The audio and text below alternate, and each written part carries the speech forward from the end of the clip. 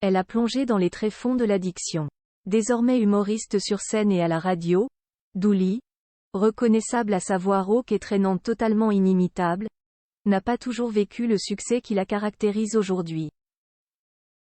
Loin de là, partie très jeune de chez ses parents, elle est autrefois tombée dans la drogue. Au point d'en arriver à frôler la mort. La suite après la publicité, une expérience qu'elle ne souhaiterait pas à son pire ennemi. Si elle semble aujourd'hui très heureuse sur scène et dans ses chroniques régulières sur France Inter, l'humoriste Dooley a traversé, il y a quelques années, une période difficile. Tombée dans la drogue à 14 ans seulement, elle est tombée particulièrement bas en raison d'une addiction à l'héroïne qui a duré plusieurs années. Et si elle aime régulièrement tourner en dérision ce passé difficile dans ses chroniques, c'est, cette fois, avec un peu d'émotion, qu'elle s'est replongée dans ses souvenirs pour le podcast du psychiatre Laurent Carilla. Connu du grand public pour ses interventions dans l'émission Ça commence aujourd'hui, celui-ci est spécialisé en addictologie et elle lui a notamment avoué qu'à la fin de cette période, elle était devenue un mort-vivant. Déjà énormément maigrie, c'était. À la fin je devais faire 33 kilos. Quoi? Pour 1,60 m, a-t-elle notamment expliqué, sachant qu'elle en fait 46 en temps normal. T'étais très maigre, lui a d'ailleurs fait remarquer le médecin, à qui elle a expliqué qu'elle en était arrivée à 2 grammes d'héroïne par jour. Sur les 2-3 derniers mois, j'étais plus là. Un mort-vivant. Mon corps était physiquement là, mais j'étais plus là depuis longtemps, a-t-elle également raconté. Des souvenirs très durs, qui la ramènent aussi au moment où elle a failli succomber à la drogue.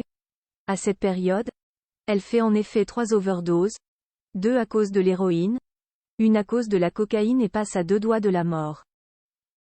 Désormais sevrée de tout cela, elle ne garde que la cigarette, commencée à 12 ans, et qu'elle tente d'arrêter en vain. Il faut dire que son parcours n'a pas été facile. Avouant avoir testé toutes les drogues qui existaient, la jeune femme a commencé par de la MDMA ou de l'ecstasy à 14 ans.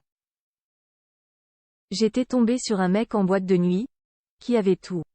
Alors je lui ai demandé les effets de toutes les drogues, et j'ai choisi, raconte-t-elle au début du podcast. À cet âge-là, elle a déjà quitté ses parents. Je n'avais pas de chambre, on était pauvres. À 14 ans, je leur ai dit il faut que je m'en aille. Aujourd'hui, ils regrettent de m'avoir laissé partir si jeune, explique-t-elle également, avouant qu'avant 14 ans, elle avait aussi testé le cannabis. Mais c'est par son travail, dans une boîte de nuit, qu'elle tombe dans les drogues dures.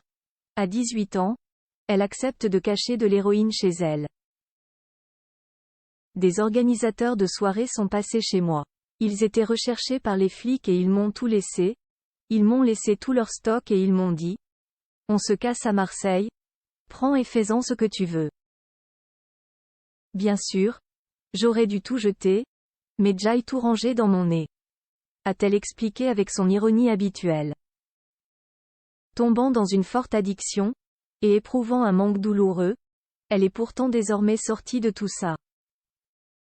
Et avec son humour et son public désormais fidèle derrière elle, elle ne devrait plus que monter. La suite après la publicité.